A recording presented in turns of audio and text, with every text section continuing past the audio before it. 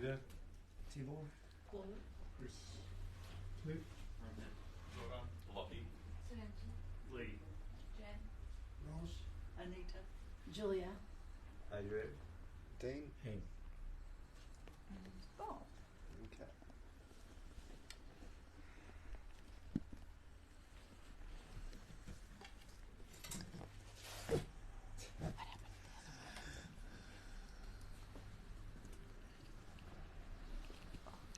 Leave that on. Just one. That's okay. I can hear you.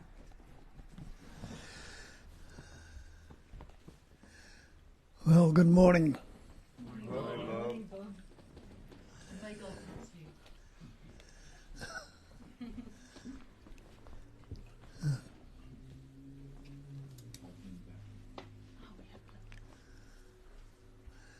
Another new day. Fresh and new. Spontaneously arising. Leave yesterday behind. By carrying around yesterday, whatever went on, you're blocking a lot of what could be happening right now and recognised and experienced. The freshness and newness of everything. Because that's all it is. It's all the one life expressing as everything. And that is exactly so, everything. And there is no thing in this manifestation which can be other than that one life essence or intelligence energy. What they call non-duality. Or if you like to use the terms God or the great perfection or spirit or essence, whatever other labels we like to put on it. We put labels and words on everything. And the word's not the real anyway. But there's no one in here right now that can deny their own existence. And that's how they express it in Advaita. Existence, consciousness, bliss. Or being, knowing and loving to be. And there goes, of course, the story goes around that you've got to become that. But is anyone who's not existing right now? Anyone who's not aware right now? And anyone who wants to be out of it right now? You don't. So you already are. And the search itself is what is blocking it. Because the search is the problem. It's a believed in entity that thinks it needs to become something. But becoming is not reality. You'll never become anything because becoming implies a future time. And when you look into the concept of time, so that's all it is, concept. Is there a past if you don't think about it? And can you live yesterday or last week or even a moment ago? And you can imagine and anticipate a future. But that's all it is, imagination and anticipation. And what is wrong with right now if you don't think about it? Well, you can't say anything at all about it if you're not thinking. And it is always and ever this immediacy, this nowness.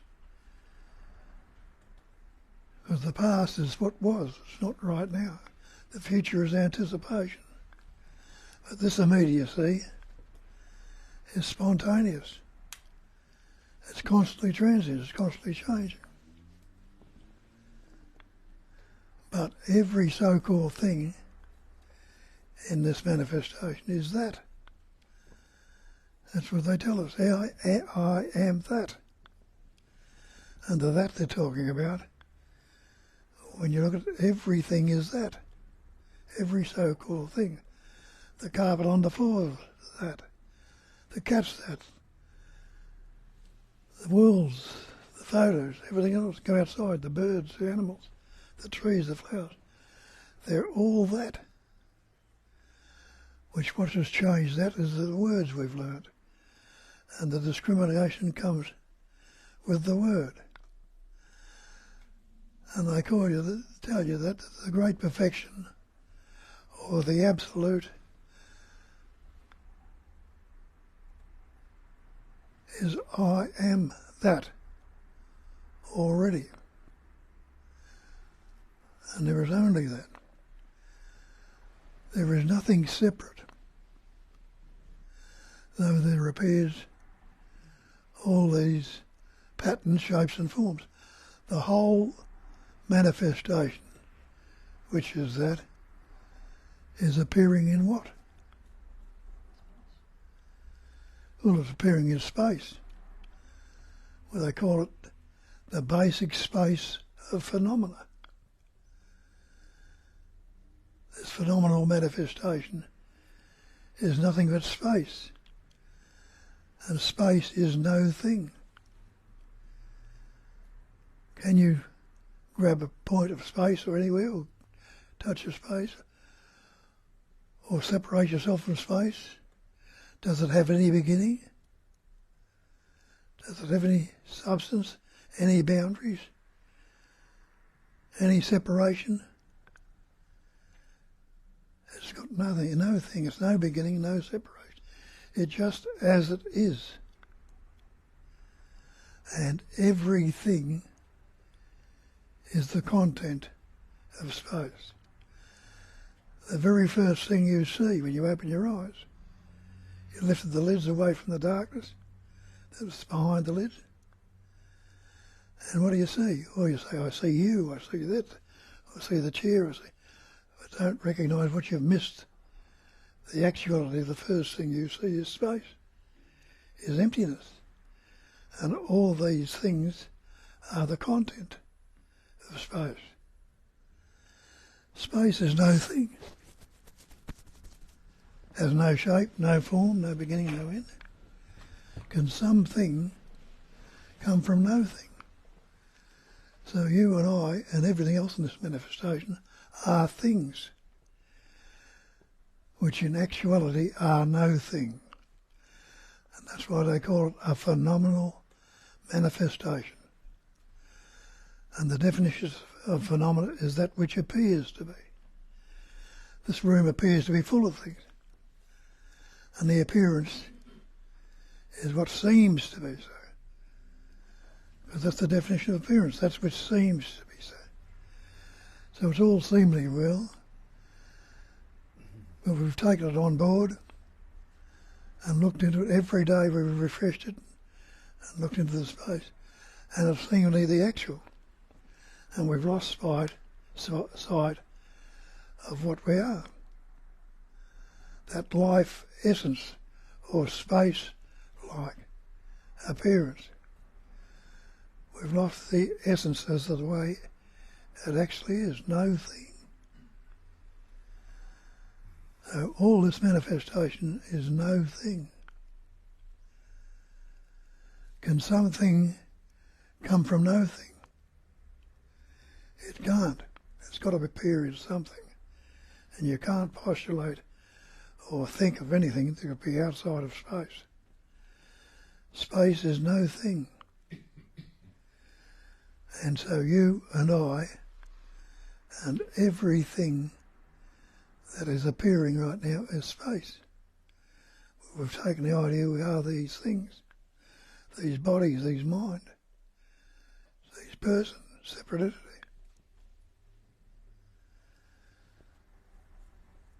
But it's all space-like awareness. That's what they call it, Sat Chitananda, being, knowing, loving to be. Or awareness, consciousness, and loving to be, bliss. There's no one who is unaware right now. Or present. So we need to get away from this belief that there is this manifestation and all this separation, when the ancient texts and knowledge is, it is only one life, one essence, one being. We take it to be a personal life, a personal self. But person is another word we've learnt. It comes from the ancient Latin. Persona, the mask. And people like Christ, and they tell you there is only life.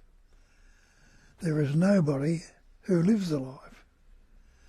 Christ told you, I am the way, I am the truth, I am the life. And Moses reckons on the mountains, I am that I am.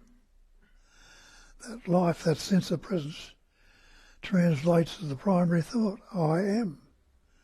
Or, if you like to put it the other way, that primary moan of the universe, which they call Om, a vibration, a movement, a somewhat of a vibration, because not even a beginning or an end to it, just continually vibrates. So all this manifestation is a pattern of intelligence energy. And when I say intelligence energy, we'll have a look at the way it is appearing and expressing. Look around you, see the things, the people that are in this room, the room itself, the art on the wall, the trees, the flowers, the birds, the sky, the stars, the planets. Doesn't it imply that the whole of nature is suffused with intelligence? It's not an actual, or just what do you call it, a seeming somewhat of a pattern. It's a pattern in an intelligence knowing way. And that's what they call it, as being. And being is not wasing. It's not what will be. Being is a concept of time. Knowing. And there is nobody who is not knowing right now. I know. I am. That's the name. And happy to be. We all love to be. But it doesn't work out that way, does it, when we're identifying to this person? Instead of being happy to be and recognising it and let it express, we've got this conceptual image. Or I'm not good enough, I'm fearful, I'm anxious, unhappy, or I did this and did that, or this shouldn't be happening to me.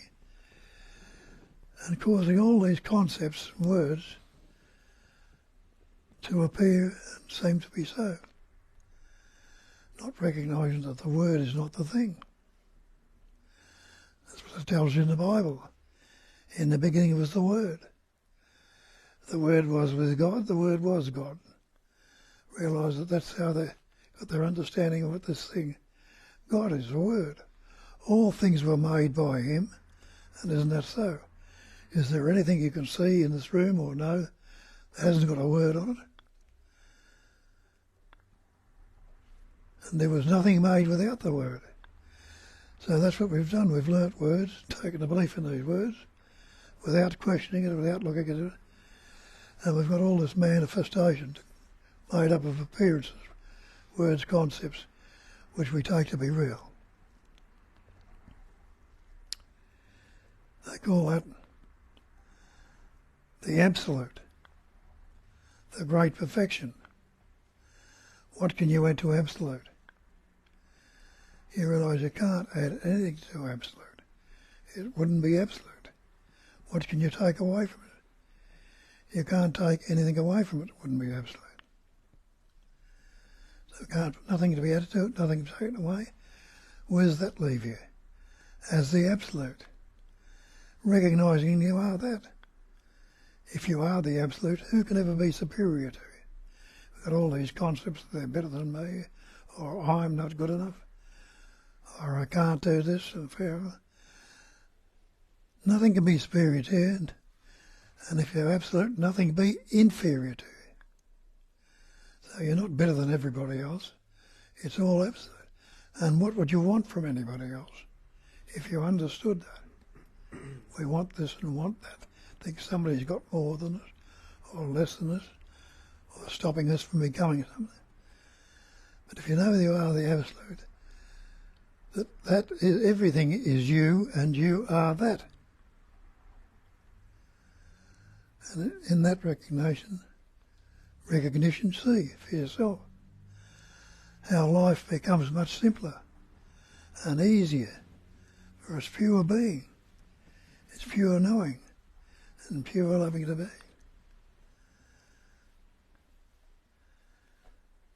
And they call it, the Buddha called it cognising emptiness. And he made the statement that emptiness is form.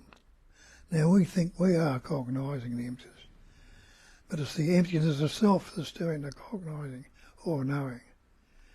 And he made the statement that emptiness is form.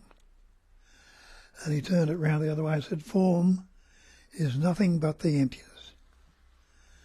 So you, me, and every other form in this room and outside this room is nothing other than that emptiness.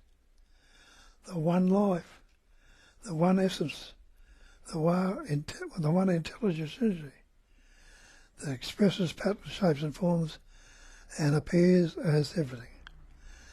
Now, in its absoluteness, can it be known by anybody? It can't be. Because who would there be to say it? The absolute can't turn around and say, I am absolute. Can't. But that is all there is. And it needs patterns, shapes and forms to express it. So all this manifestation are patterns, shapes and forms in which this emptiness is being expressed through those patterns, shapes and forms, taken to be real.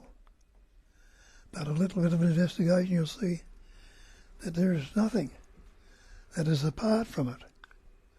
That everything is that absolute, not how it appears to be, but as it is. And what does what is means?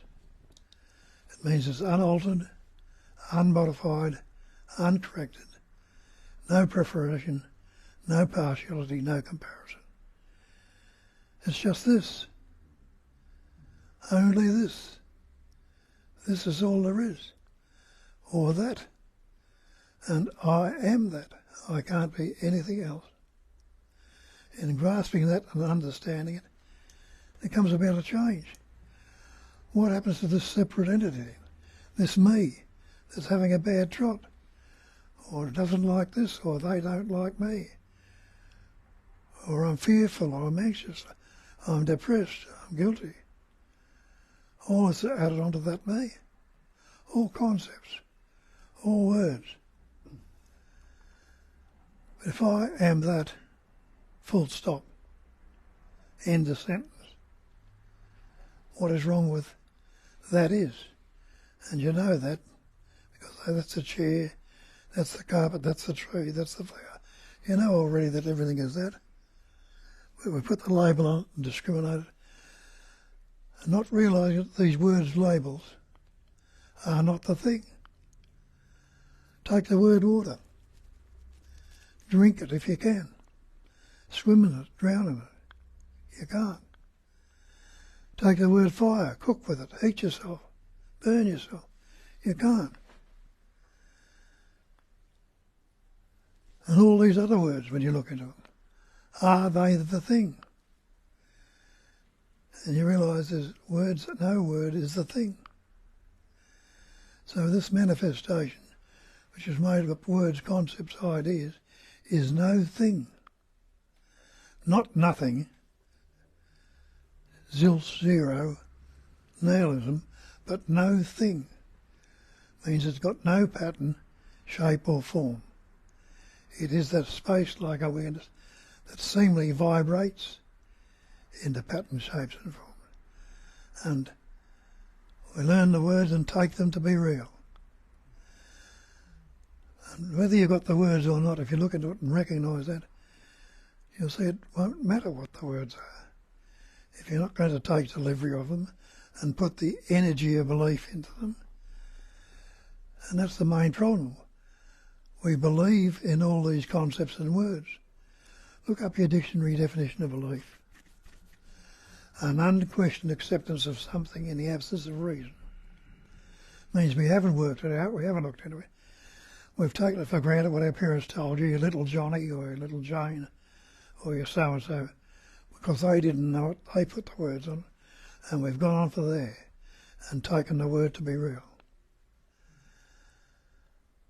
And recognise then that the word is not the real, that you are prior to the word. And see that.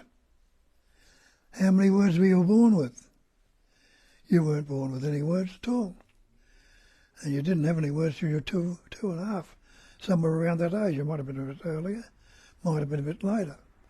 But every word you've spoken, or ever likely to speak, has been picked up. It's not your birth at all.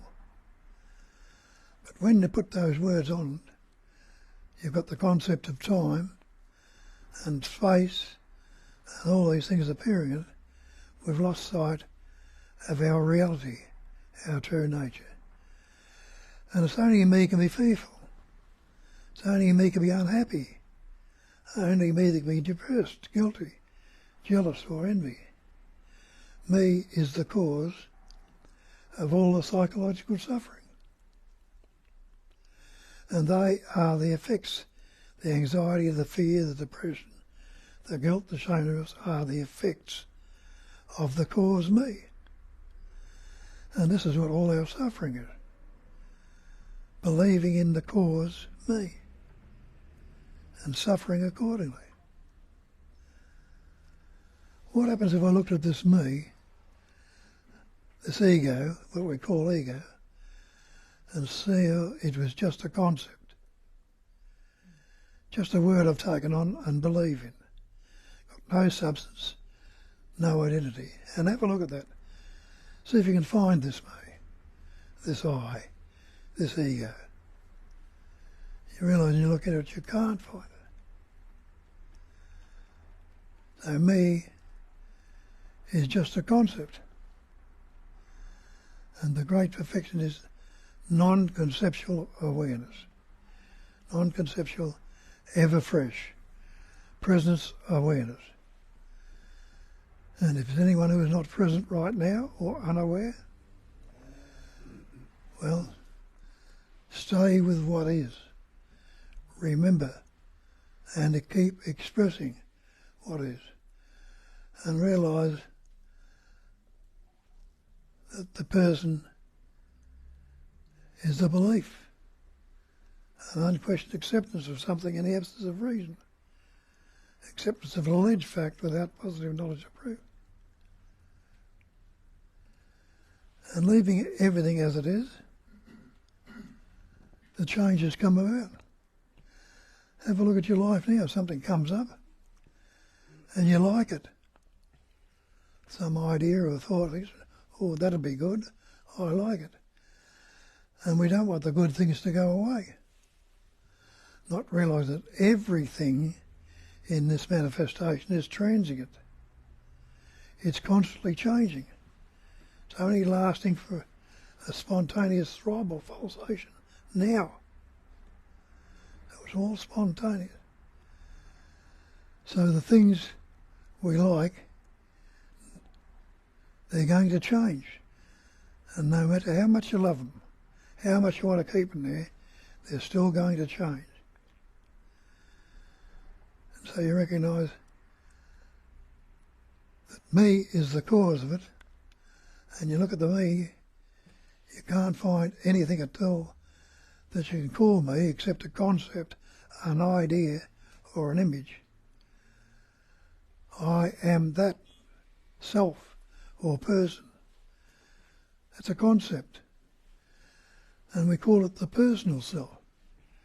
But if you ever look at the ancient text and realise that all of them that understand it and written the truth about it will tell you there's only one self. One self, the absolute self. Not a personal self, whatever. And that's why a person like Nisargadatta will say the person is not reality. And other people will tell you that too. And that's what all there is, the one reality, the one life, the one being, and you are that. So the things that come up and change, and see that everything is constantly changing right now. Not absolute. It's constantly changing.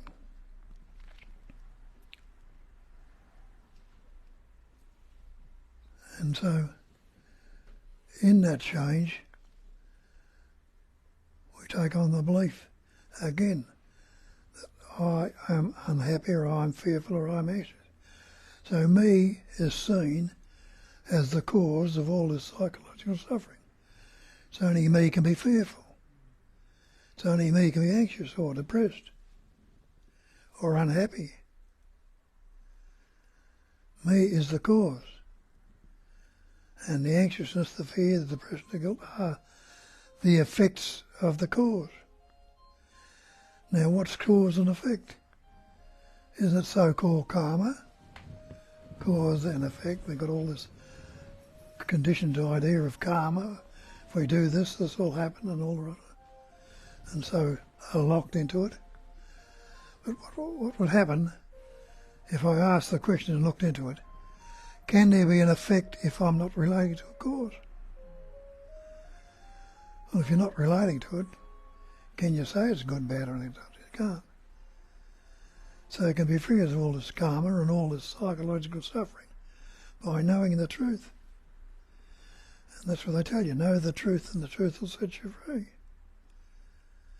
And you're free of the belief. And in that free of belief, will life functions as it is. And there's a sense of well-being, where nothing's wrong anymore. Sense of beauty, sense of life itself expressing, being, knowing and loving to be. And the fear, the anxiety, stress, the guilt, shame, remorse, they disappear. So that's what we're saying. Have a look at that and see for yourself. And few of you here know it. You all really know it if you look into it. But a lot of us don't bother to question. We like to go on to what the majority of people think out there in the world, that I am this person, and wonder why I'm still suffering, why things are not working out for me. I'm still unhappy. As Wei Wu Wei told you, why are you unhappy? Because you say, everything you say, everything you think, and everything you do is for yourself. And he says there isn't one. Well, see if that's true. Investigate and see if you can find yourself, or the myself, the personal self. I believe there was one for years. I know for certain now there never was or never could be. There is the one self, the one life that expresses patterns, shapes and forms and experiences as everything. And you are that. So, Kat will got some come along and host the meeting, point out what some of the saying, and we'll get you to ask questions. But away you go.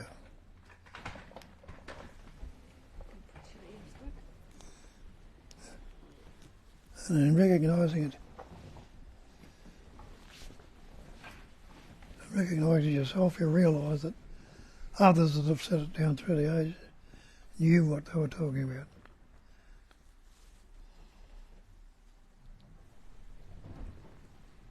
Yeah, so we have a lot of enjoying being. Cheers, Bobby and Katerina. Hi, everyone. Love you, Bob. And welcome and good morning to everyone. Those are the messages from our online community. And no questions. So I'll just repeat what I've said on the beginning. There are a couple of people here who are from around in our community. In case you don't know, in a week time, actually less than a week, on Saturday we're going to have Bob's birthday party celebration in our friend's home. If you need the address, just text us or email. And on Sunday after the meeting, we're going to go to Sofia and have another birthday cake. So if there's, and I see a few people from around who didn't come here but live nearby. So you are most welcome. Anyone who loves Bob is most welcome. They're all concepts anyway. Yes, and absolutely. I mean, we're going to celebrate the birth of a form. But if not for that form, we couldn't celebrate life. So we're going to celebrate the formless behind the form. And the whole idea of birth of the form, what a wonderful opportunity to express and experience love. That's all it is, really. Nobody's counting. It's like Bob behind the form is timeless, birthless, deathless. But what an occasion, what an opportunity. So why not take full advantage of it? And we have... Deborah says that sound isn't good. I guess when I'm speaking this direction, it wouldn't be good. When I'm speaking this, it would be working. So, who would like to grab the mic and have a good sound out of the spare mic? Please. Thanks, Bob. Every week, fresh and new. Thank you. What I heard really and resonated with me today was the thing about the construct of the person is actually just memory. Yes. Memory and imagination. That's it. Mm-hmm. There's really nothing else more to it than that. It's quite remarkable, actually. Yeah. Thank you. It is quite remarkable. Yeah. As you were talking, I was you were talking about how it the things you love they'll change, and then my mind for a second went to but it's the things I don't love that I want to change. But then the mind was helpful again, just a little bit. And like, well, that changes too. You're full of crap if you think that doesn't change. I mean, obviously it wasn't always like that, but anyway, it's the frustration that arises is when it's I guess the attention is dwelling on the change. That's all. Yeah, it's the changeless. That's I think Jesus would say that is the rock that you want to build your house on. Is this just dwelling in that which doesn't change. And unconditional acceptance of change make you free from any lingering or clinging to it, because you know it is going to change, so you can enjoy it now, even if it's not comfortable, because you know it's not going to last. So that's sort of an attitude. It does help. It really helps to know, that actually will change. You're full of crap to think it won't. It's the mind. Who is the I that wants change? When I itself, when I itself is change. Yeah. And how important it is when you just get out of the shower and you're having your morning, whatever drink you're drinking, the poison. How important is that when you don't think about it? None. And then the thought comes and the whole environment changes and the body gets tense, and that is momentary. And then again you look at the sunshine, or you give a nice wink to your beautiful hubby or your kids, and that's not important again. And throughout the day you can see how something that seems solid and permanent, how non-existent it really is, how it only exists when the thought exists. I was saying that actually the other day to a friend of mine who was believing in choice and doership and all that. And I mentioned the 10,000 things that I hear you talk about sometimes. I'm like, those 10,000 things don't exist without a thought. There's not even one thing without a thought. Yeah. There's really no thing with or without the thought. It just looks that way sometimes. It's a really good illusion. It's amazing drama, soap opera, isn't it? Yeah. Dean? No. Why not? Thanks. Yeah, thank you, Bob. That was great to listen to this morning and very pertinent to something. I was having a very, very calm and peaceful week. I'd just come back from holiday. Of course, I haven't come back from anywhere. Holiday just happened, but and last night I got into an altercation with someone over a very minor car accident, and it's just been playing on my mind during the night, and then this morning, and I'm thinking, what's wrong with right now without a thought, and let go of it all. But the mind kept nagging back at it, coming back and going, you'll have to do this and you'll have to do that, and what if they say this, and blah, blah, blah. And then just coming back to being here right now.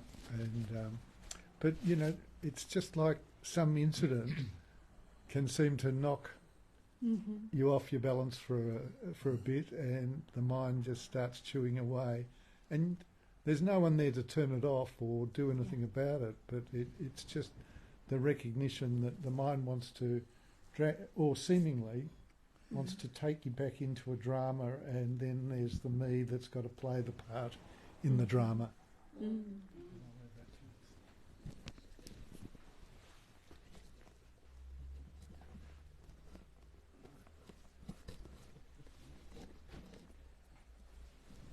Dean. No. Come on. I think I found myself. I might be over there. Bob, I think I'm there.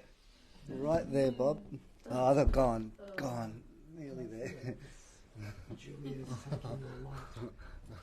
And it's funny you should say that, because I've been looking at the rainbows that are around here, and they're so multicoloured, so magnificent, every expression of pure light, just white light. When it's, the way it breaks down into multiple colours. Actually, it's the same, huh? Yes, that's it. They're manifesting, everything manifests as a breakdown from the source into the from color. the source, into just things that which are full spectrum. Yes. Yes, I really love that. It's so funny how we all just sort of dwell into this little tiny. Ooh, I caught it. Where'd it go? There it is. That little, you can't see it with the camera, little tiny drop of sunlight. We miss out on the rest of it. You miss out. I'm babbling. Yep, there it is. You got it. Catch it. Anita, On your hair. Oh, it's on my head. hold your head still. Back a little bit. I'm wearing it back. So you've got a rainbow right there. Turn it right that a bit, that way a bit. Up a bit. It's gone. Gone. Comes, goes, right? Yeah. Like everything. We believe that there's a colour there. There it is now. Just between Paula and Chris. So beautiful, isn't it? And how, that's only because it's shining through something that refracts it into those multicolours. Sorry, yes, it's just because they exist. They apparently exist because of the breakdown of what we see in our eyes as white light. Huh? And truly, that is a metaphor for everything. It is, Yeah, pure light. absolutely. Magnificent. I love to equate that light, that broken light, into like a human body is like a diamond. It is. And then the life goes through that diamond. Yes. And it breaks down into a miraculously beautiful capacity for seeing, capacity for hearing, capacity for tasting, touching, smelling, thinking, which is another diamond because it breaks into multitude of shapes and patterns and forms and images. So you guys, you all are diamonds to break the light, so that light, so that light can experience itself, it can see the reflection of itself in that. That's how they call it, why they call it God, the creator, the infinite creativity of that light, refracted and broken down into those little mandalas everywhere. I just have another point about that is, some while ago I had a shift where the mind just totally shut up. The chatter just shut up for some time. But now it certainly chatters, certainly there again. But I realised that's all part of the same Of course. spectrum. What does it There matter? is no. You didn't there is chatter. it just is. Who- There was who an is there to experience care? of no chatter, but then there's an experience of chatter, but it's the Yeah. same thing. Yes, Yeah, yes, that was so really lovely. absolutely. I mean, it's also really. I don't know why. I was just thinking of this as that we're on everything, but the no thing is also. Yeah, the no Good. thing. Oh wow, there's so much freedom in that. You know, what's coming to mind is a video you can watch on YouTube. It's called the Google Eye, We got this video. the here. cosmic eye. This is better, of course. Yes. No, it's just an imagery. Like it was just a Yeah, nice. you go to thoughts. You actually said that a few times here. That you zoom out, you imagine, and then you zoom in, imagine. Yeah, it's a pretty video. I think. Yeah, you've introduced it to people a few times here, didn't you? Oh yeah, mention it. Yeah. I'll show. No. Go on. No, sorry. Oh, here we go. Oh, got a hot one.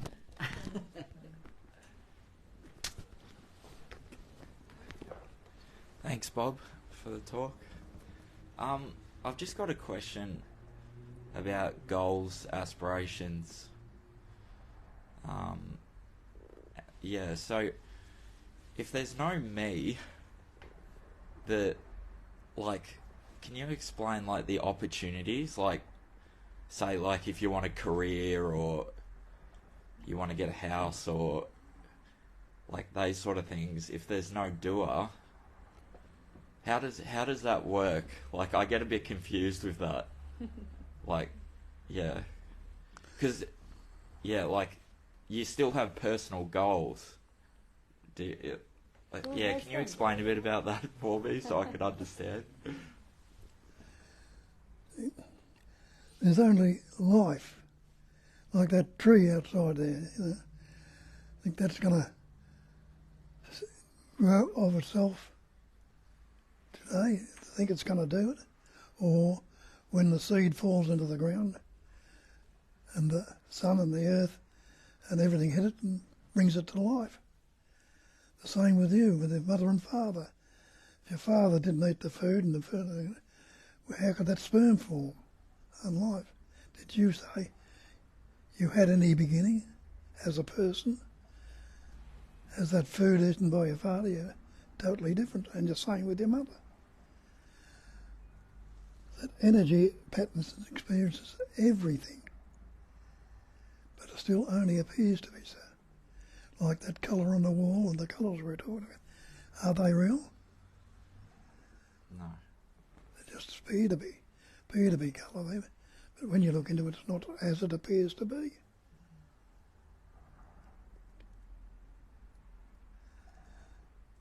And we take the appearance to be real. In that silence, in that stillness, in that emptiness, in space, for instance, where are the stars now? Somewhere. You can't see them now. And, when the light shines from a different aspect, it forms stars in the sky and rainbows and things like that. It can appear in all this different variety of things, but it's still no thing. Only appears to be.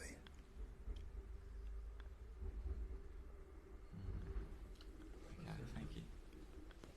You're just thinking about those things, goals and opportunities. Goals come up, the thoughts about a goal or something arise out of that awareness, and then a so-called opportunity might appear in front of you, or something where an action can be taken, and the next thing you might find yourself taking that action and doing something, and you're going, oh, I'm achieving my goals, but really it is just life unfolding in front of you, spontaneous, taking you where you need to go, such as with the tree too. It just does what it needs to do too, naturally.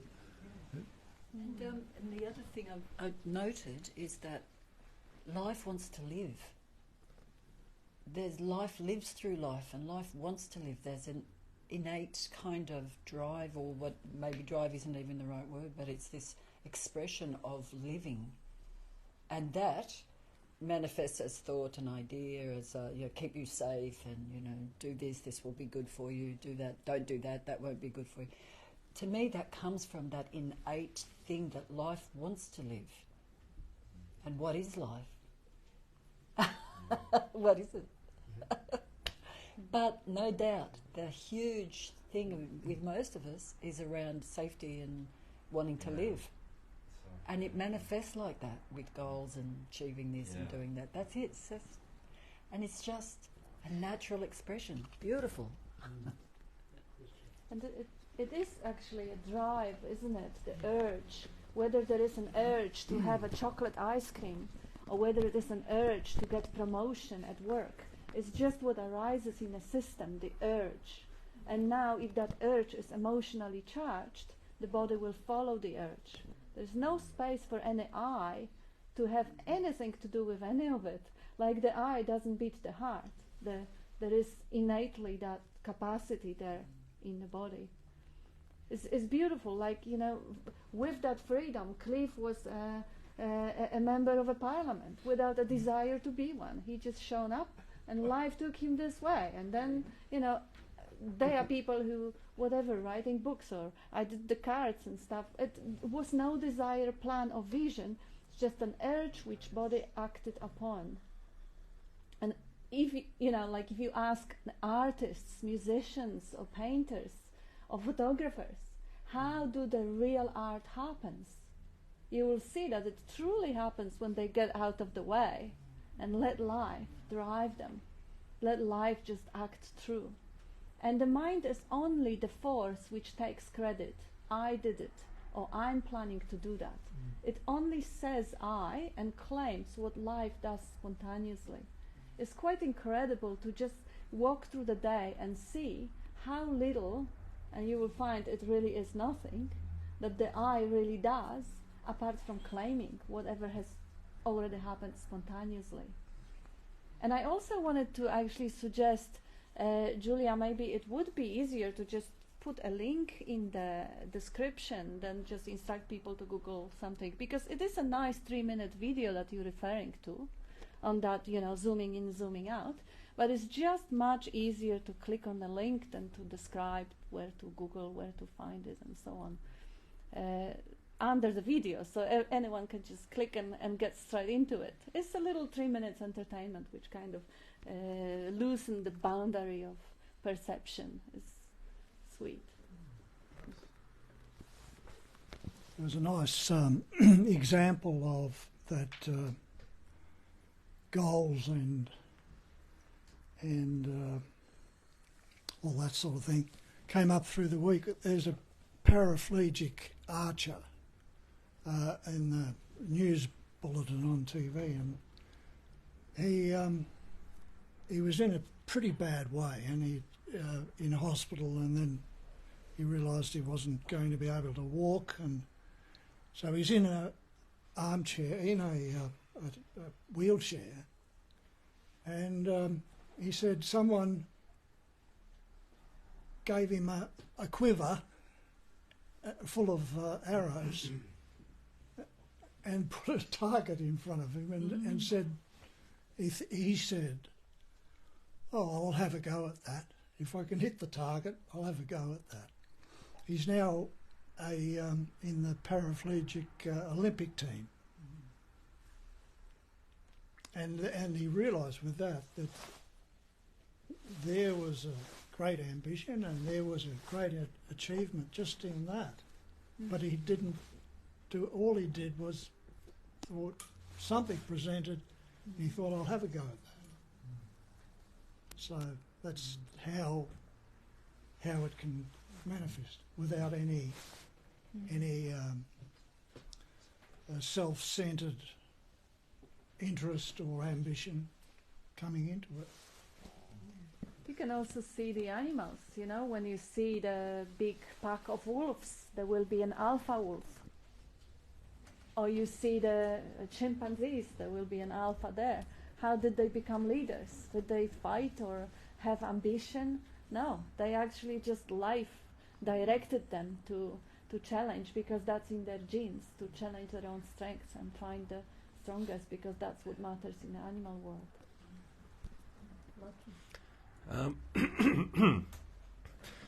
I guess on the same note of doership, it became apparent when I was listening to Bob, like, you know, I'm just fully there, absorbed in whatever Bob is saying, and then the mind kind of comes in and starts chattering away about something unrelated, and then it's like, oh, I must relax and bring myself back. It's like, oh, I'm relaxed. And then off it goes again. It's like, oh, I must bring myself back. And there's this funny idea that that there is a me, and I'm responsible for not listening, and then I'm also responsible for coming back and listening. But in the moment of relaxing, you see that that's just a fallacy, and that it's just life going on, and the thoughts are popping up and subsiding. But there's an urge to take credit for all the action. But at the same time, there's this funny thing that happens the longer you get into this, is that the mind gets conditioned to question itself, and that's just like a beautiful expression of life coming back to life, where like the apparent me is kind of self-destructing almost. It's like, oh, I must remember that I'm not real. And then and then you see it, and the whole process becomes a laughable kind of joke. So it's really, it's beautiful. I have a comment here from Vivek. He says, no thoughts, emptiness, void is so complete, so peaceful. And Gilbert says, no thing is still no thing. All the movement which appears everywhere is a movement upon stillness. No thing exists without being anything. Yeah. You can't even really say whether it exists or it doesn't, because it's completely even beyond that. But the existence that you are experiencing directly can't be denied. I mean, it can, but you have to exist to deny it.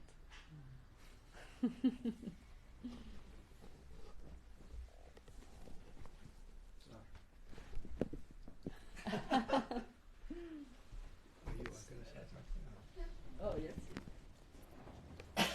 A question I've got that keeps popping up again and again is that if you get to a point where you achieve consciousness, how do you then live with love in your life? As in having relationships. Is there... Because it seems that a lot of people who've achieved consciousness live a solo life afterwards. Really? It seems. I thought they all married. Yeah, Bob and Kat are married. Yes, and Byron Katie is married. Eckhart Tolle is married. Who wasn't married? I mean, all of those popular speakers are surrounded by... It's just like natural state in which you can find swans or elephants. If their nature is to gravitate towards the mating for life, that will happen. If their nature is not, they will mate for a season, like cats and dogs. Or... Yeah, it's just the nature of the body which just follows its own pattern. How does ego come into play with that? What do you believe the ego is? Because we don't believe ego has any solidity or validity, but people have beliefs that ego is personality. Well, I guess if you're in a partnership where one person has achieved consciousness and the other person hasn't. What does it mean, achieving consciousness? Well, like waking up from coma, or...? No, let's say one person is on that spiritual path and understands the concepts that we talk about here, but the other person's on a completely different path. It means the one that is on the path is obviously unclear, because it's seeking for something that is not recognized in the moment. And one who is not on the path, it means it's clear, it knows that it exists. I don't really even, I can't even comprehend the contradiction. Let's say someone is a seeker, is obsessing about finding something that is not already here, which means it's just confused. Someone who is on the spiritual path is someone who you could say is confused, is confusing themselves to be an individual or a person. So it is just a surface confusion. For the one who is clear, not on spiritual path anymore, not seeking anything anymore. That one who is clear is also clear that the person chasing their own tail, in essence, is that life is clear.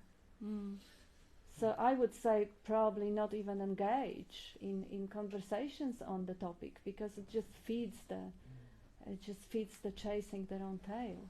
Yeah, okay. Thank you. Did you want to add something, Bob?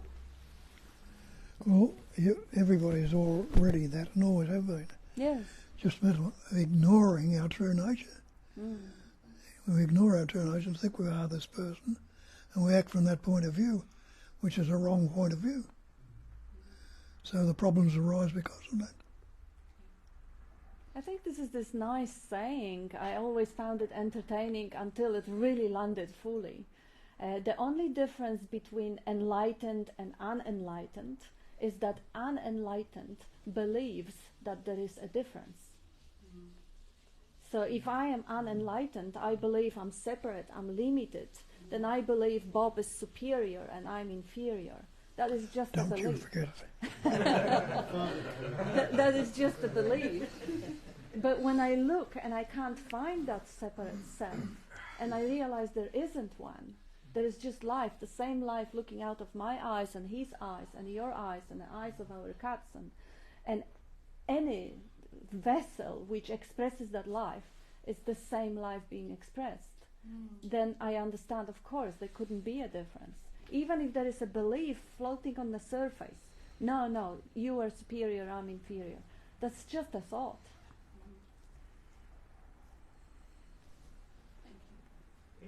Yeah, what I love about Bob is just he relentlessly points for 48 years that you are already that life. And as he just said now, you may persistently ignore it and hang on to a belief that no, I'm not yet. No, I need to achieve consciousness in future. And there is a little me who needs to get to that state. But that's just a notion that is to be investigated and looked. And if you see, when the notion is there, you suffer. When the notion is not there, you are in natural state. Relaxed, curious, free. When you wake up at night, in the morning, and before the day downloads itself, oh shit, it's Monday, I have to go to work, or whatever, that natural state is there already, before the download.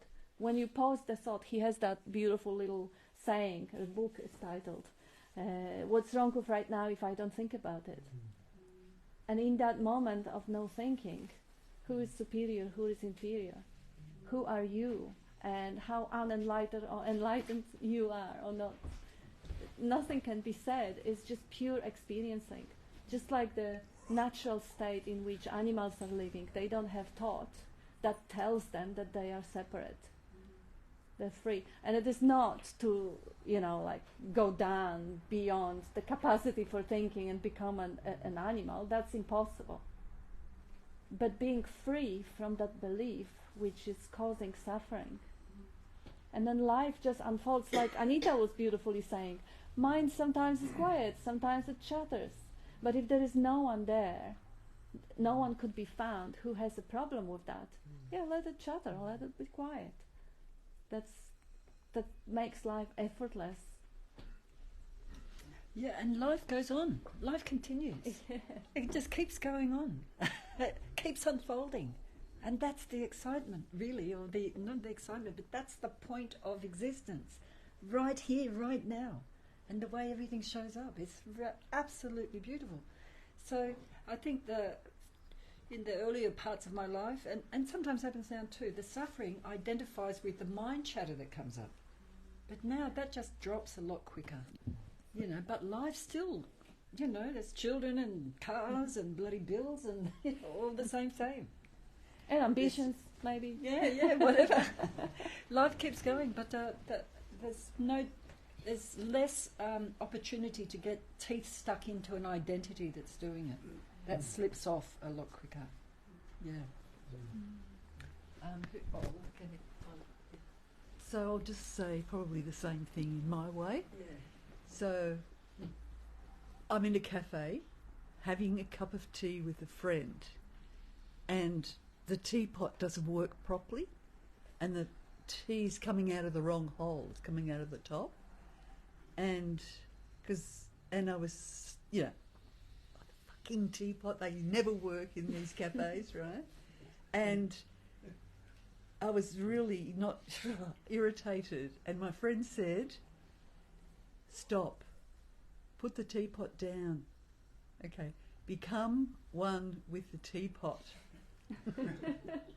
So I did. I put the teapot down, and I was like, right, okay. And then, like Bob said last week, there is no teapot.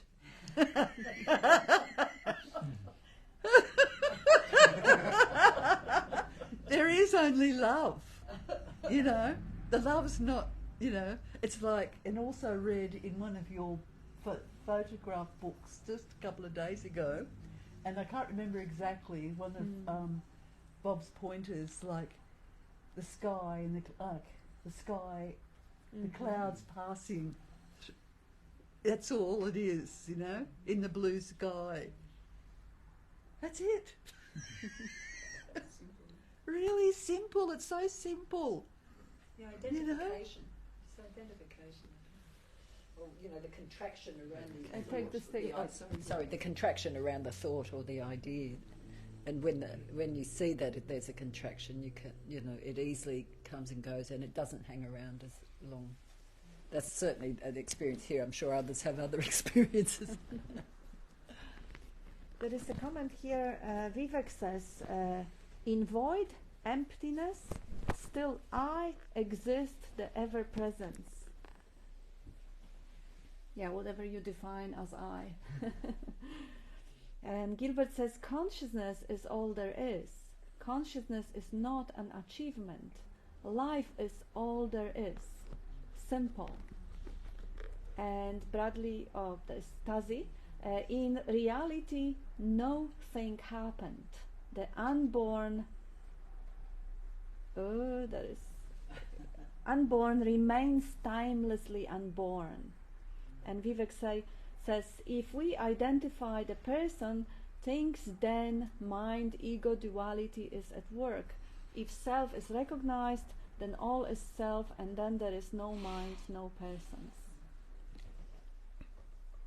Yeah, so it is that simple.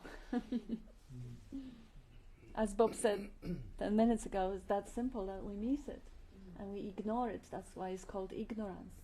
Ignoring that incredible radiance of life that is beating the heart, that is doing the breathing, that is bringing the thoughts.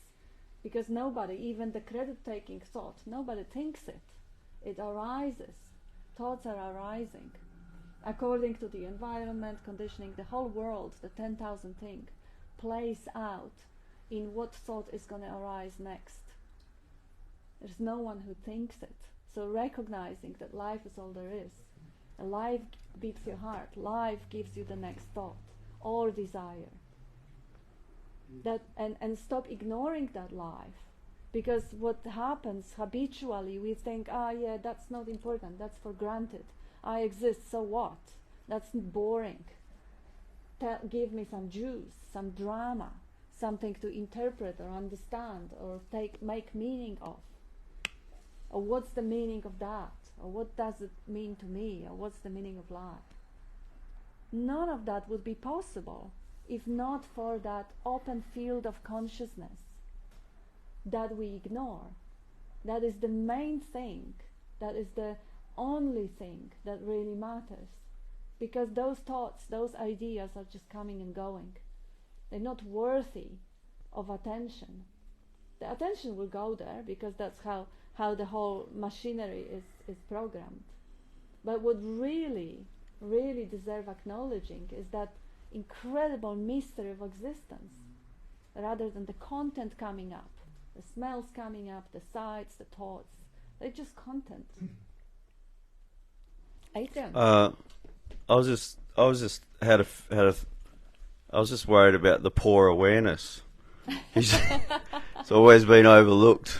Yep. And ignored. Yep. I just felt for it. But I don't think it cares. It's not worried. No. But that's so subtle and in the stillness and the silence, everything's functioning and operating, and all the knowing and the knowledge is there. Not that it's a mind knowledge. All the resources are there. The immensity of it is there, and then that's overlooked. Mm-hmm. Yeah. It's overlooked. Yeah. We're answering your question still, but I think We need to give you a mic. You are inaudible. Oh. Have you finished that? Yeah, sort of. My only other comment was I just felt like life is just unfolding. It's like a river that's just flowing and unfolding and going somewhere, or not going anywhere, but like just a metaphor. And then the mind wants to get on top of that river and fight with it and direct it and say it should be like this or that, and see that that's not what I am on the river, sort of thing. But my only other thought was, it's not my life. It's like it's life's life, like it's God's life. I know that word's not used here, but like that's sort of what it is. I'm just showing up and aligning with that. Not there's anyone to align with, but that's what it is. Beautiful. And I'll mention this as it goes to you. And there's just nothing is denied. Nothing's denied. Nothing's rejected. All of it is not rejected. Yeah. I was just thinking about, what struck me when I first came here was what Bob said: what you seek, you already are. And the thing is that, talking about achieving consciousness, there's nothing to achieve there, because consciousness is all that you are. And the problem arises out of thinking and believing the thoughts, and the thoughts are about this thing we call ourselves and our problems that we have, and that creates the problem. The other great one is, what's wrong with right now without a thought? That without a thought everything's just fine, there's no disturbance at all. It's just when the thinking gets started, and what am I going to do about this, and I'm going to say that, and he's like this and he shouldn't be, or whatever, that creates the... And then often the right obvious thing occurs at the moment that it occurs. The right action arises, the right thinking arises around it, if there's no pre-thought or overthinking of it. Often it just shows up. So, people in the middle of war and in the middle of concentration camps wake up. Isn't that remarkable? Well, you consider that. That is, I won't swear, unbelievably remarkable, because everything that shows up is not rejected. There's something about what happens with our perception of it. Yeah, lovely. Okay. Howdy all. Thank you, Bob and Kat, again. Just in regards to what you guys are talking about and what's been experienced here, the more, and what Adrian was saying, the more you abide in your awareness. So being aware of thoughts, experiences, whatever it is, whatever's troubling you, the more you can remain aware of it and create that separation, the less you're in those thoughts and everything else. And the more you stay here, the more your view kind of opens up, that you're going from that personal view to the universal view, and then all the problems that are troubling you now, they'll fall into place on their own. And the constant worry about it is actually what's keeping you away from being on the other side of it as well. So just relax, allow, and everything will fall into place. Yep. Yep. You are not the body. You are not the mind, but you're all of that as well. Yeah, and eventually that becomes clear. The whole your position on everything. That you're not so much in that.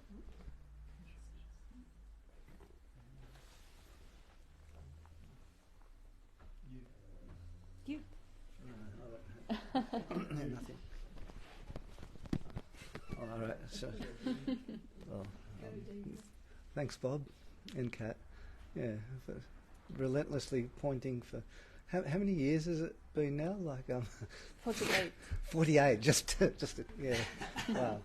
And in that time, like when I met Bob 10 years ago, you know, I think he told me to hold my breath and see how long I could stay with that and not breathe.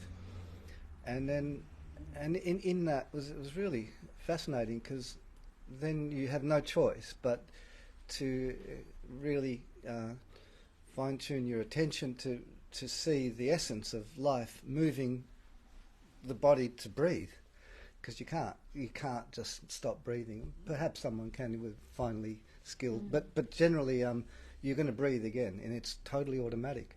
Yeah. And then eventually over those years, like, realize that in one sense everything is automatic. Yeah. The whole show, the whole of creation, you could describe it as automatic, because there's no one behind the curtain running it. Although sometimes, you know, you might feel like you're a little marionette or whatever, and that's the experience. That's actually in the appearance, and like I don't really know what to say, and I never know what to say yet. But you started off even today, you know, with talking about the immediacy, and Bob's got his health challenges or whatever they are, the conditions, and I always ask Bob, how are you? He goes, fantastic. In that moment, you're always great, and no matter what's just happened, it's gone. And in that moment, when he is good, like, that's all there is, and it's like that. There's so many pointers that Bob's pointed over the years, but that's also a living teaching right there.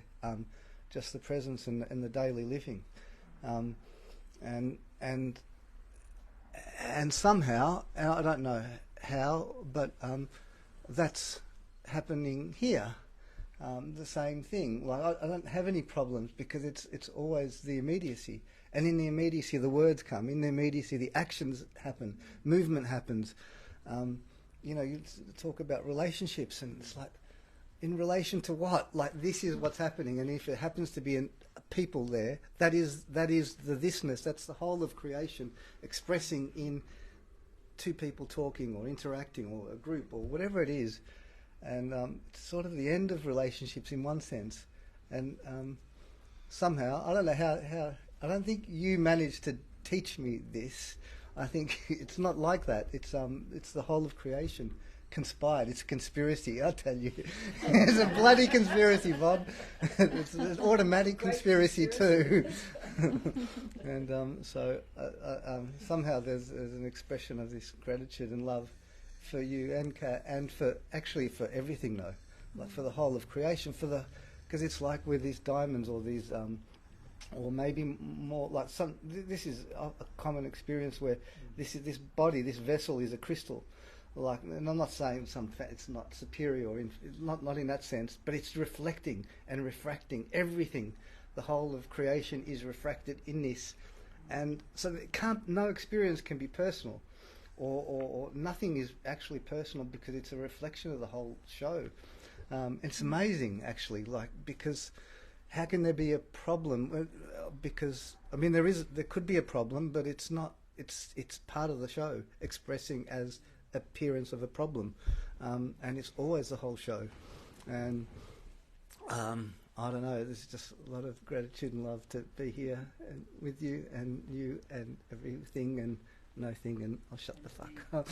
Thank you. Beautiful. It's beautiful. And I have Gilbert says. The idea of near and far, space-time, patterns, and ideas of more or less are relative and ultimately untrue. Watch the mind and see how it operates. Recognize that what you are is not moving away from anything. Beautiful. Peter? Life shows itself perfectly well anyway. Despite what we think is happening, we're always thinking about what we're doing right now, conceptualizing something, crystallizing a shape of what we are, and it's always falling away.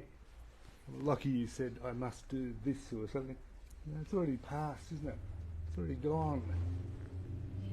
Everything is so fleeting and beautiful and awesomely incredible, really, just in that the notion of it passing.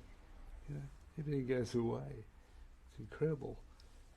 But it can also be disastrous for you if you buy in to any one particular concept, which cannot be. No concept exists except in that one moment, shimmering in the light of everything.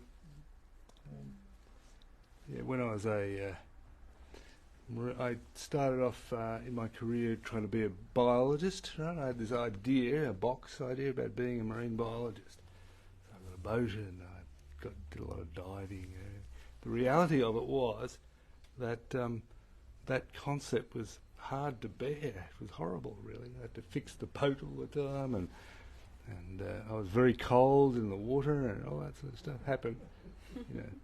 But beyond that, and after and through all of that, and kind of, before that even, it showed up perfectly well just as this spectacular confrontation with life itself, It was all this.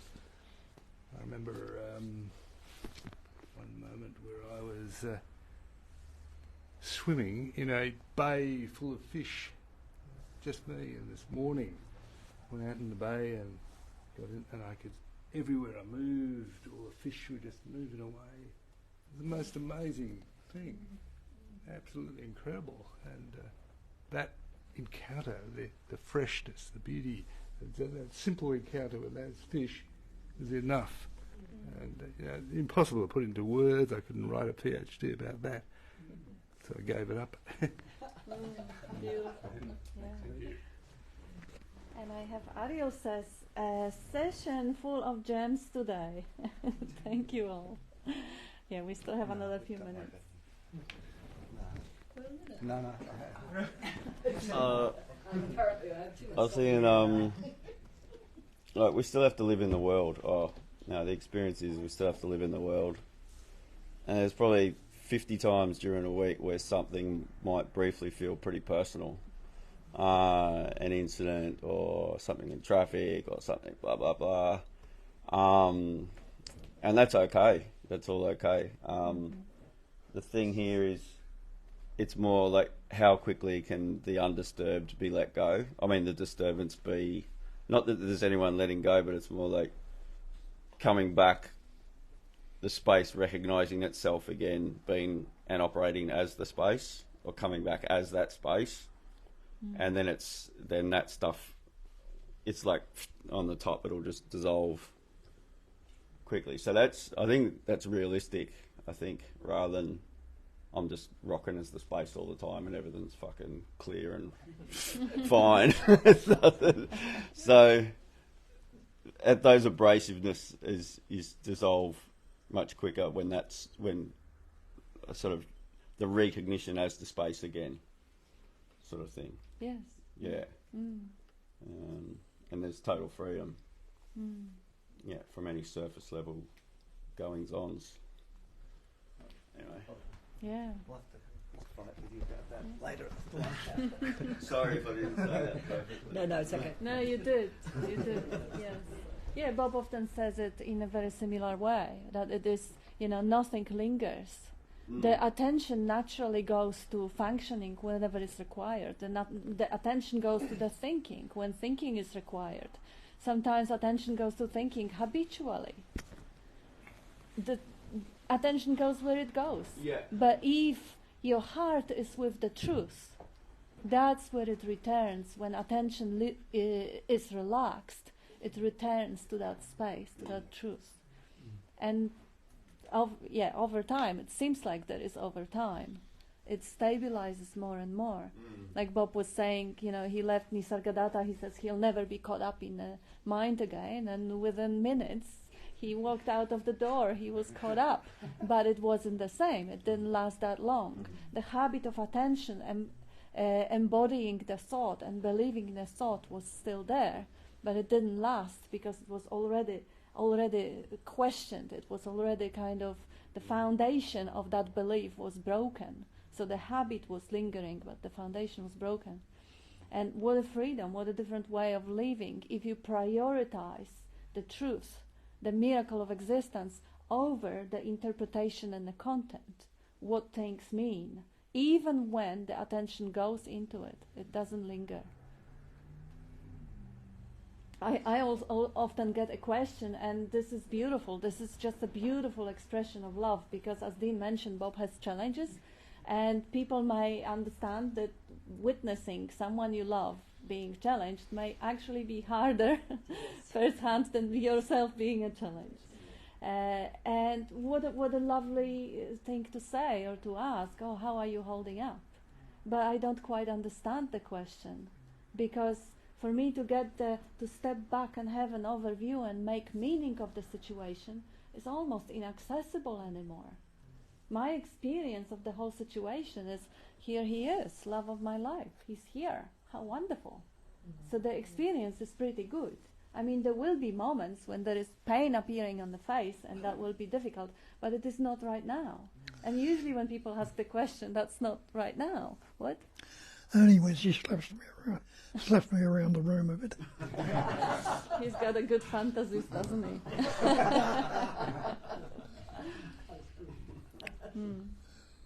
Yeah, so there is no suffering in the situation that for many people calls for the support groups or for therapies or for whatever,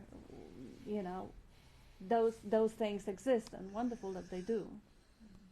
But in direct experience and being rooted and being kind of committed, even though there is no one to be rooted or committed to it, but just somehow being anchored in that direct experience and trusting direct experience rather than the interpretation and giving meaning of that experience. It's just, what a savor of the day. Every day is beautiful, rather than being miserable, fearful, or full of negative projections and dark scenarios. Why? It's not necessary. That's not what's happening.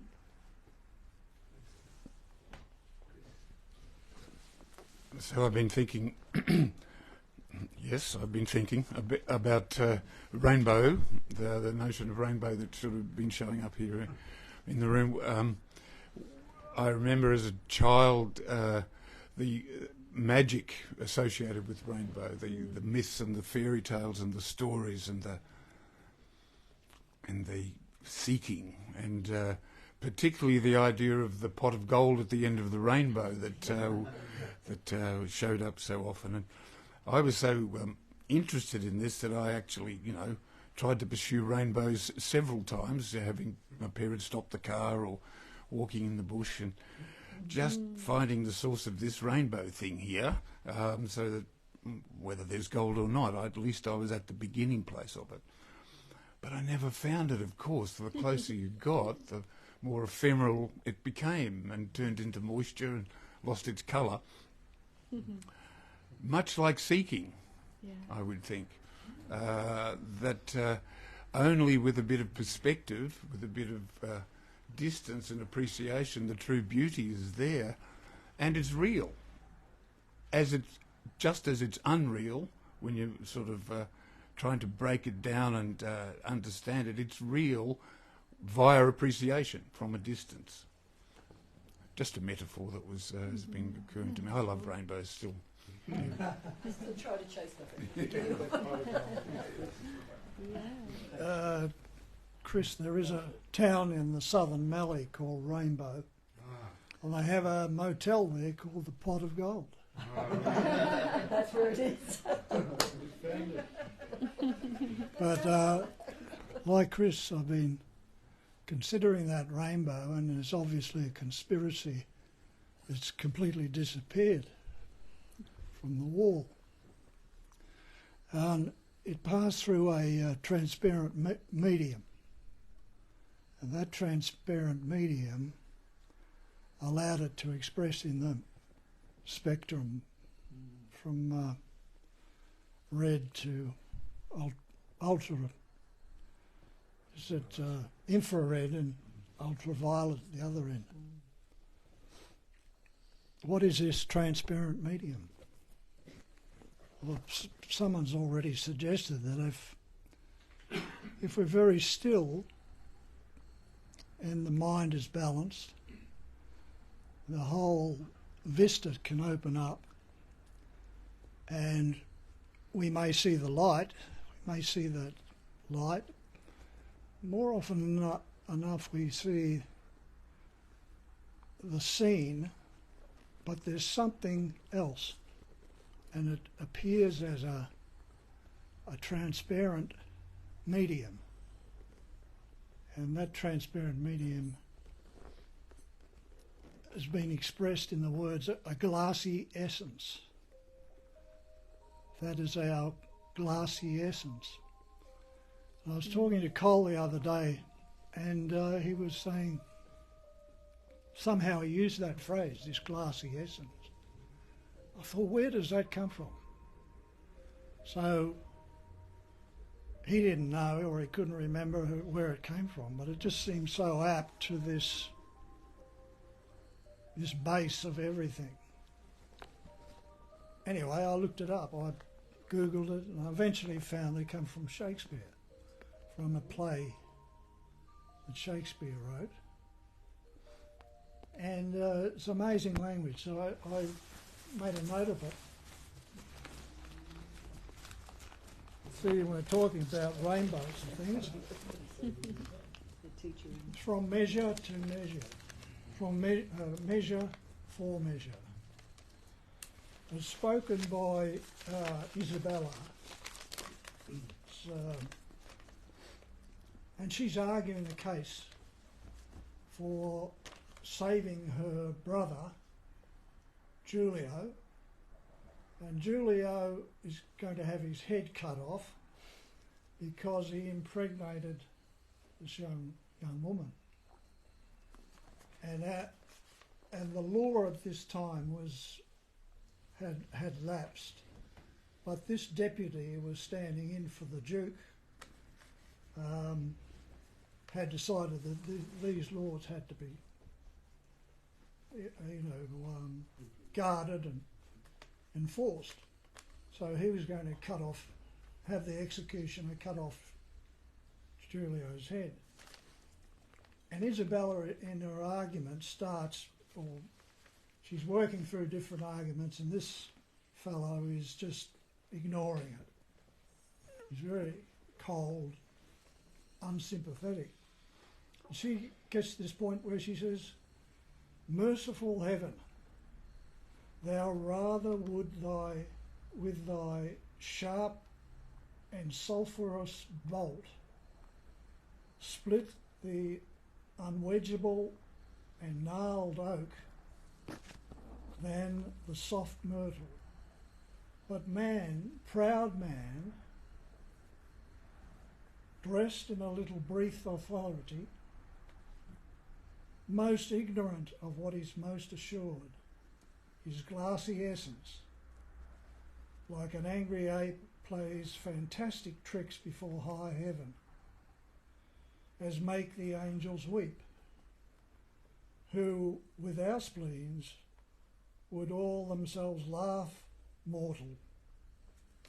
That's Isabella.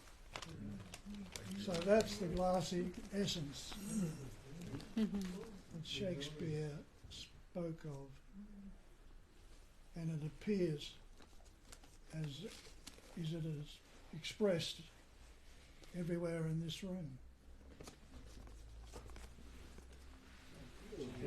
Thank you. Thank you. Thank you. Thank you. Thank you.